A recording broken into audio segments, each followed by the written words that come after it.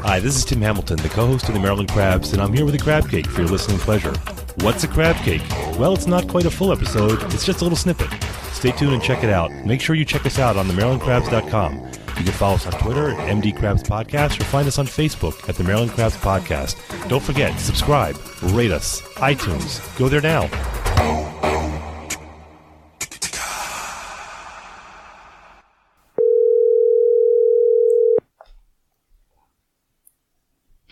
Hello? Is this John? Yes. Or did someone steal John's phone?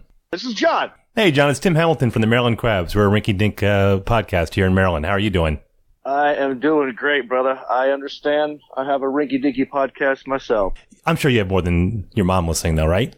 She's a part of it, actually. Oh, get out of here. Yeah. Are you Irish or Jewish and you have that mom thing? Nope, just Southern, and she's my roommate. So I'm like, well, she's already here. Might as well grab her. That's like every guy's dream to have his mom as his roommate.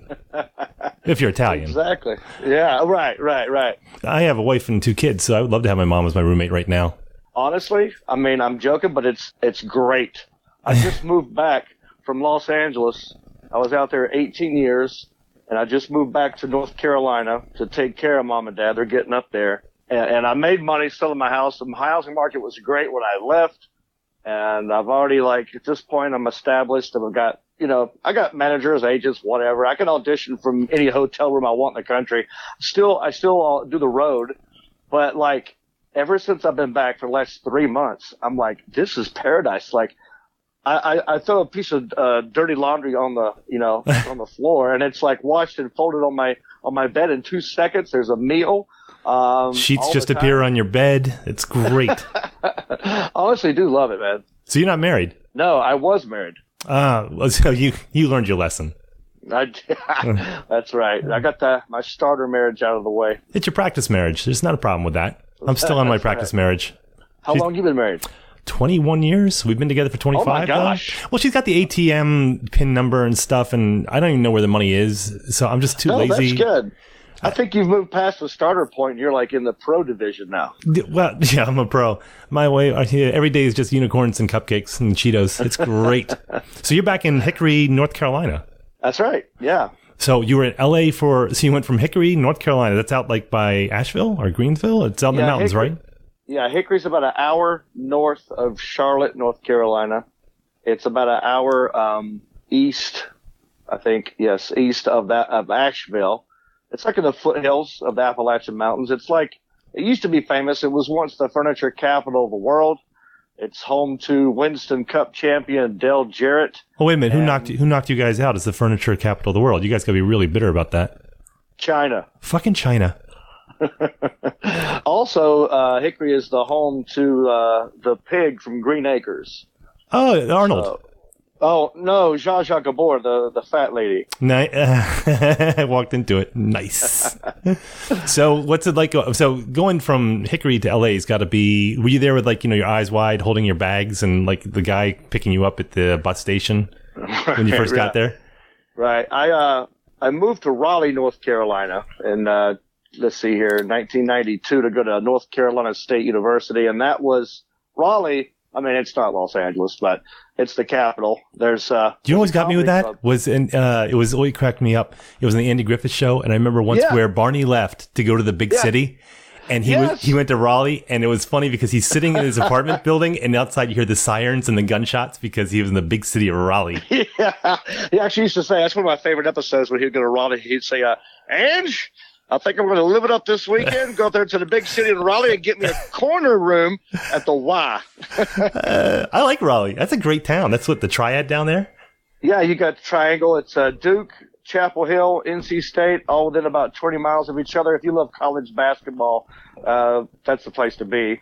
But it's a great, it's the capital. It's a lot of universities right there. So it's a very open-minded, big city feel to it. So I lived there. I moved there in 1992, started comedy there, went to NC State, graduated, and then I moved out of Raleigh in 2000 to go to Los Angeles. But before that, hold on, because I read your bio, and now we got a bond, because you were like a production tech at a TV station. I was. Yes, I was too, which meant that I just wrapped a lot of cables and stuff. But did you do it properly? Yeah, I did the little roll with my finger. So Right. that I would roll the cable over and loop it over so that our manager would come out and he would grab the cable, the coil, and then he would throw it and it would have to uncoil like perfectly. And if there's like any loops in there or anything like that, you were docked pay. Oh, that's a special skill. And I can still do it. When I see people doing it wrong, I kind of get mad. Yeah, so if you're listening, what we're talking about is that when you coil cable, and that's like most of your job when you're a production assistant, is that when you do a coil, you gotta squeeze and twist with your fingers so it loops the cable, and you have to do that every time so it's a perfect coil. Yeah, you don't want to go against the natural sort of coil that it's going to do, and because you'll start like bending it incorrectly, and the ends will come off. It's not good for the cables. No, and did you used to have to change the lamps up in the grid there? No, thank God I didn't have to do that. I worked for so I was a communication major. Me too. And I got an internship at a UNC TV. It's like the PBS of North Carolina. So I worked I did everything from running teleprompter to being like a boom mic operator. Was it the old teleprompter with like the papers on it? Not even the computer one? No. I tell you, this is Raleigh now. This is the big city. Oh, that's right. It is the big city. Yeah. It was just like an old school computer Apple I thing. You sit there, a little scroll thing, you scroll up. It was all digital. But so you're making your $5 an hour, and at that point you're like, you know what? LA seems like a pretty strong move right now. I used to have a joke. I'd say, if you guys want a white balance, I could take my shirt off. And I get that, and like 3 other people get that right now. Yeah. But it's I love that job, and I worked for certain shows. I was an assistant manager, which all that means is like you're like keeping time.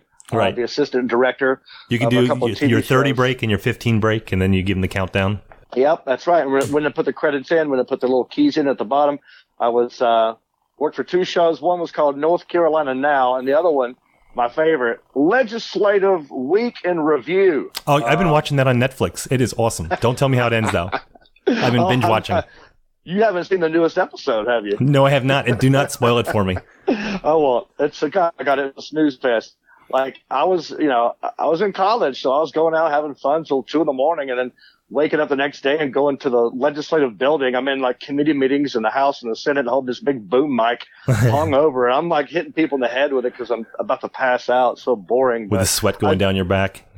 Yeah, I did learn a lot though from doing that, like behind the scenes. Like my whole idea was if I learn enough behind the camera, and I'm funny enough in front of the camera, maybe one of these 2 things will work out for me.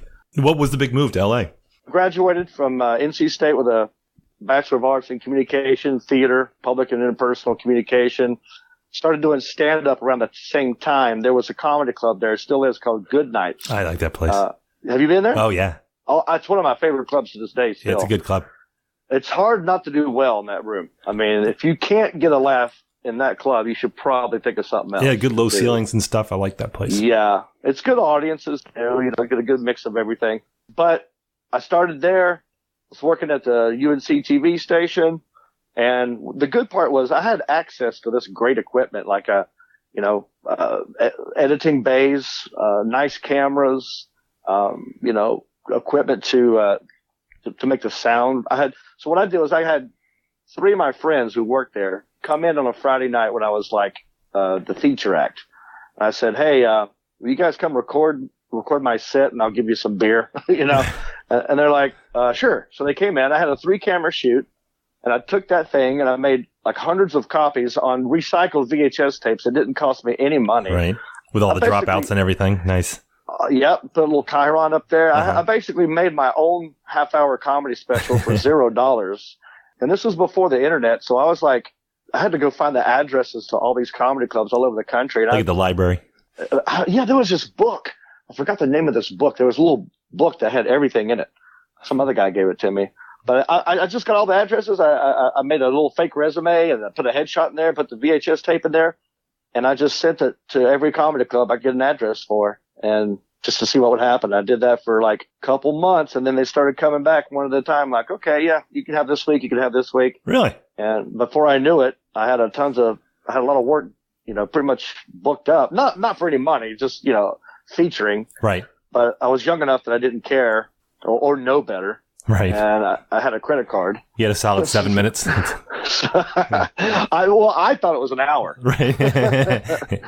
But yeah, probably about a good 20 minutes was about all I quit my job with a good 20 minutes.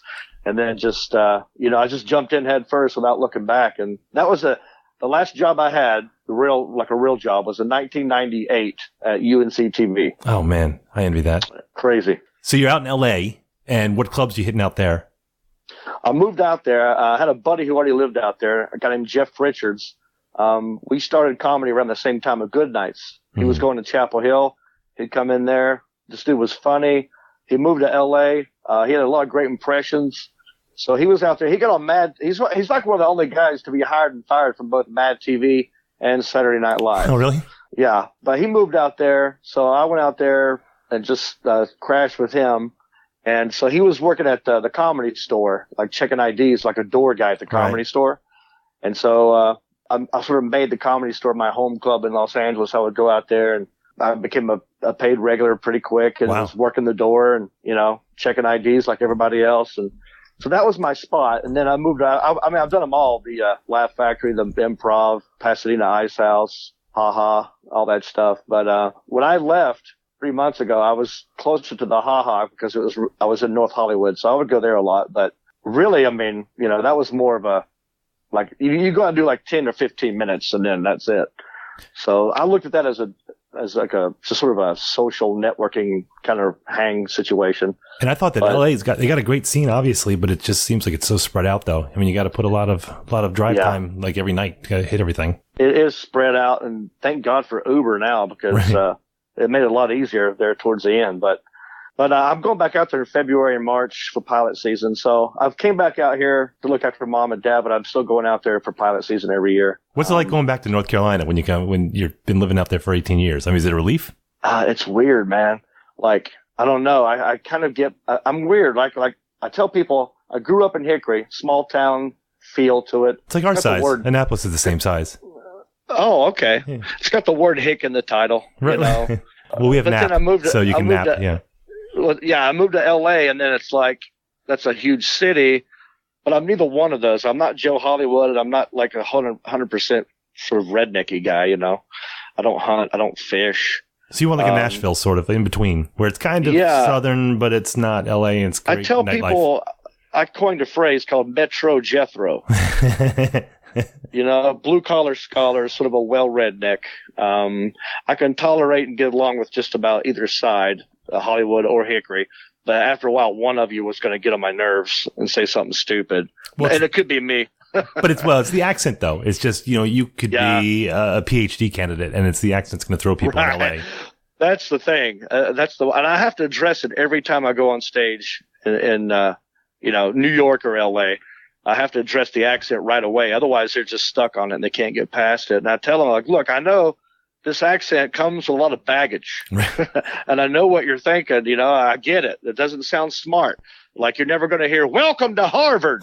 But New Yorkers can't get too snotty about that because they've got the opposite side of that coin. I mean, they do. I know some brilliant people from New York, but they just sound like Archie Bunker. Do you know Brett Butler, the comedian? Oh, Brett Butler? She's fantastic. She used to have a joke about that, too, where she would, Brett Butler talk like this. Yeah. She'd be she on had a stage. drawl. Yeah. Yeah, she did. And she was on Walking Dead last I saw. Was she really? Yeah, I saw her a couple weeks ago. She was on Walking Dead. I'm just happy she's still alive, man. I love her, though. She's been through a lot of stuff, but her joke was she did a show in New York, and after her set, a New York guy walked up to her and says, I think you're funny, but you sound so stupid. Well, I was listening to WTF with Mark Maron this morning, and they had Rita Rutner on. And actually, we've had her on the podcast. She was great because she was here a couple months ago. And she was talking, I think she said it was either Mitzi Shore, it might have been Mitzi Shore, who said that she wouldn't put her on until she went and took voice lessons. And she goes, I can't do it. This is the voice that gets laughs. Right. Okay. I'm glad you said that. Almost the exact same thing happened to me, but it was at the Laugh Factory in Los Angeles. Okay. And one of the owners of that is a guy named Jamie Masada. Oh, yeah. Do you know where he's from? No, but I met him briefly like 10 years ago. It's not America. I forgot somewhere in the Middle East. It's the Middle East. He's like Lebanese or something. Right. And he came up to me after my set. He's like, You make a funny face, but I don't think people understand your weird accent. And I just couldn't get past the irony of that situation. Well, I mean, it's like, there's plenty of people with accents. You look at, what was it, Yakov Smirnoff? He's still out there. He's killing it. He's like in Branson, Missouri. Yeah. Yeah, he's killing it. Branson got his own theater. He friended me on Facebook a while ago, and I thought it was a joke. I thought it was just, and I'm like, oh my God, it's really Yakov Smirnoff. I had a buddy of mine who was going to write a new special for him. He was looking for writers to come up with a new hour special. Yeah, a lot of them and, do that. Yakov Smirnoff's his little go-to line was like, "What a country!" What a country, yeah. Well, he just gotten divorced, and my buddy wrote a whole new hour based on that, his divorce, called "What a Cunt." He said, "I don't think that's going to work for my crowd." Yeah, not for Branson. Yeah, the fall of the Soviet Empire was the worst thing that happened to his career. But I think he's actually doing really well right now. Yeah, he got smart and said, "You know what? I'm getting old. Says my fans. Let's move. Let's take it to Branson." Now you were the winner. 2007 last comic standing, right? Yeah, I won. That's right. Season 5, 2007. You had top 5 was Amy Schumer.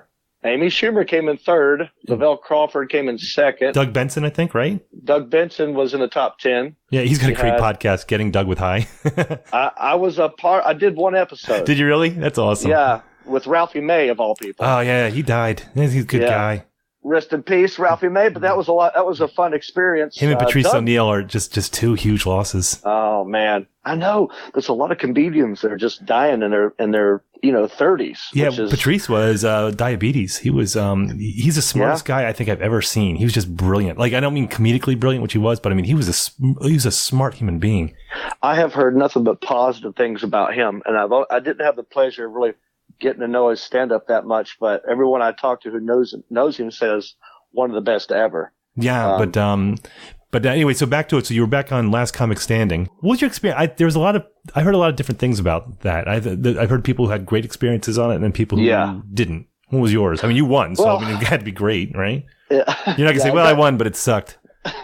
Yeah, no, I can't say anything negative. I mean, I can. It was great. Well, first of all, Last Comic Standing has had an identity crisis ever since the very beginning. I mean, the very first year, when the judges got mad at the producers for not picking someone they wanted to. Yeah, who was that? That was like Drew Carey. Maybe it was like Drew Carey. A couple where they picked, for people who don't know. Yeah, and Brett Butler. Yeah, right, and exactly right. They judged. They had who they wanted to pass on, and the producers came to them and said no, because it didn't work for whatever they had scripted. So, and they were pretty pissed off, and they're very vocal about it. And pretty much almost ruined the validity of the show. Yeah, I stopped watching that season because of that. I agree. And then Dat Fan ended up winning. Yep. Because, Dat Fan's a great guy. Yeah, he's good. I believe he got like a sympathy vote because everyone was making fun of him on the show. Right. So that was year one. Right. Right. And then every year it would be like, well, are we doing a reality show? Are we doing a show about stand up? Are we doing a straight up talent show? What are we doing? And every year it's different. And I would sit at home, watch the show, thinking to myself, oh man, I don't like it. And my agent would call me. He'd go, hey, do you want to go down there and audition for this Last Comic Standing? And I was like, I don't know. I didn't like the fact that you're watching stand up comedy.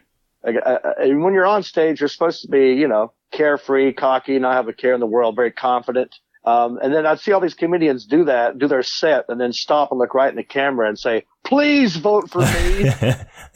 And it just looked weird. And I didn't like it made it look weird. I didn't like it. That's where art met pragmatism, just that's. Yeah, it was bothering me. So I said no every year. Like, nah, I'm good. I'll just keep doing what I'm doing. And I was on a sitcom. I did ABC's sitcom Rodney. I had success with Dodge commercials. Oh, you were also on Eastbound and Down, which I freaking loved. I loved that show. That came later, but like before Last Comic Standing, I was okay. I didn't feel the urgency to rush down there and get on Last Comic Standing. Right. So then finally, season 5, my agent calls. He goes, okay, I know you said no, but the last 4 or 5 years, but this year you're not going to have to live in a house. Each comedian's going to get a hotel room. You just meet up for challenges. I said, okay. And they're going to get road road tested comics, guys that could actually do an hour. If you end up winning the thing, you could actually tour. And the prize money was going to go up from $50,000 to $250,000. I said, okay, I'll go down there. I'm in. So, and I went down there. It was at the, I was already living in LA. It was at the Improv on Melrose. And so I thought, I'll go down there. And I know what they're going to do. They're going to, because of the accent, I'm going to be the redneck, you know. Here's your flannel. That's what they're always looking for types. So I know exactly what my role is. You weren't going to do the flamboyant gay guy. That just was out. Yeah. That was, they already had that guy. Anthony Clark did that years ago. I forgot about him. I love that guy. I did too, man. I miss that guy. He was so freaking funny. But I'm like, all right, I'll give them what they want. And I didn't think I'd go far, but I was just sort of like doing it to tell my agent, all right, let's just do this. I also knew that I could hold my own, but I didn't think, you know, that I would go far just because, you know, just average, the law of averages. But I went down there, did well, and I made it to the very end. Top 5 was me, Amy Schumer, Jerry D, guy from Canada, who's actually doing well right now. Canada has his own sitcom now for the last 10 years. Yeah, but there's like 50 people live up there, so it's a niche audience. Right. And then you've got Amy Schumer and then Ralph Harris. But yeah, Doug Benson was on that season. Arsh Barker was on that season.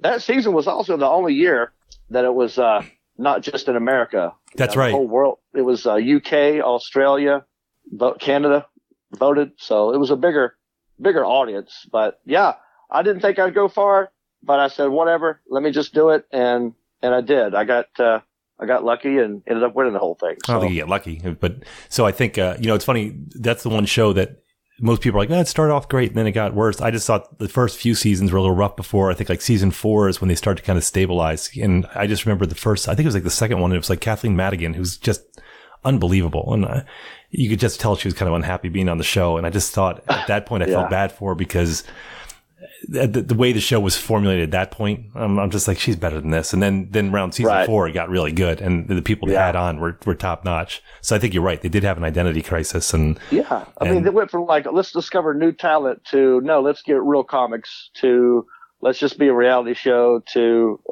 let's go back and get our street cred. Now the public can't vote. It's just us voting. You know what I mean? Like it's always changed. It doesn't know what it wants to be. It's hard to judge comedy. I mean, how do you do that? Because I got over that whole thing years ago where I'm like, oh, he's not funny or she's not funny. I just say, that's just not for me. That's just not.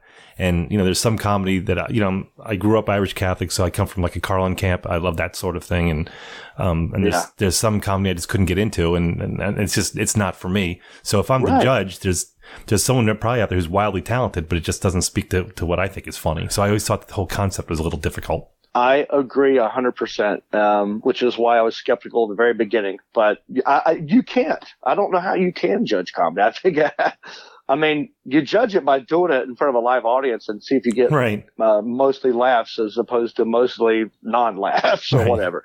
But yeah, I think it is weird because what makes one guy laugh, the other guy I think is dumb, and it's very personal. I think if I say something that's funny to one guy and he laughs real hard and the other guy doesn't get it, everyone's kind of mad at that guy who didn't get it. It's like you're kind of mad at him. Like, you idiot, what's wrong with you? You don't think that's funny? It's almost like a personal thing, like it's very hurtful in a weird way. Well, who is your go-to? I mean, I'm not even talking inspiration, but like even now, who do you look at and just say that they're absolutely incredible? They blow me away. I feel that way. Like Bill Burr, I think is absolutely great. John Mulaney. Maria Bamford, I think, is hysterical. Those are people that I just think are just brilliant. For me, I just met him for the first time. Well, I did meet him once, but he doesn't remember. My comedy idol was Brian Regan. Comic. He was just U2, Cup of Dirt. He's just genius. I mean, it's everything. I mean, at the end of the day, you want laughs. I mean, he does Salt Lake City or Vegas and Salt Lake City, and you bring your kids. He's absolutely spectacular. Yeah, I remember like working with him years ago when I first started. I think I was emceeing for him at Good Nights. And he doesn't remember this, and why would he? But I would just remember like he was the first comedian that I saw live to where I laughed the entire hour and couldn't breathe. Like I was really like, I got slow down so I could hear the next thing you're saying. And I was thinking, this is amazing. I want to do this, but also thinking there's no way I can ever get that good. I just want to get half this good. And he's completely clean too. That's what's incredible. But he's clean, but you don't even think about it. Nope. You don't even think about it till like an hour later, and you think, I don't think he cussed once. Every comic will look at him as just, I mean, he's on this upper echelon because I don't know what it is. I think it's two things, right? I think it's a sophisticated stupid, right? Right. Like he knows he's not a smart guy. He's not trying to change anyone's mind about any kind of political issues. He's just trying to go through life without looking stupid. That's what he says too. Yeah, and we all can relate to that. And it's just the moments in between. But he's also very physical, to where it's not just here's why I'm, here's a funny thought. Let me also show you this funny thought with my face and my body, and he gets into it. And it's not corny. It's like, it's good. It's him imitating a guy editing a fishing show where he's just sitting there cross-eyed. No. Right there where he puts the worm on the hook. That's one of my favorite bits, man. Oh my God. That whole that album was like 92, I think. And I know every syllable of that album. That was just so good. It's a master, right? I mean, he's a master. And I remember going through life. Now I'm a comedian. I'm on the road, and I'm in my hotel room one day, and I'm ironing my pants. And I open the ironing board, and it makes this weird screeching noise. Yeah, I can hear that sound. And I'm like, good Lord, why can't they perfect this thing? And so I'm sitting here, I'm thinking about that weird noise. I'm thinking about like how stupid the ironing board is. It's basically this plank that's on a weird X-axis that could topple over at any second with a stupid iron that's 1,000 degrees, can burn the whole place down. So I'm thinking like, okay, this is a bit, right? Right. So I start writing this bit. And I go, somebody has had to have talked about this. There's no way I'm the first guy to think of this. So I just Googled ironing board comedy bit, and Brian Regan had already done it 10 years ago, and it was 1,000 times funnier than what I was even thinking. And I sat back and go, well, that's why he's a master. I mean, he's probably done more specials, but no one even knows about, or more bits, because he'll be on the Tonight Show. He's been doing the Tonight Show for like years. Yeah, he's been doing this since the mid-'80s. I remember when he first started, and he has a story similar to yours, where you said that you were making your own videotape on the old VHS, but he said that he started in Boston, and he went down, I can't remember the club that was the Chinese food place, but he went there, and they're like, well, we need a tape. So he went home, and he got like one of those big tape recorders they had in like the early 80s, and he just did all the bits that he had on that tape and just sent it in. It wasn't even like he did it in front of an audience.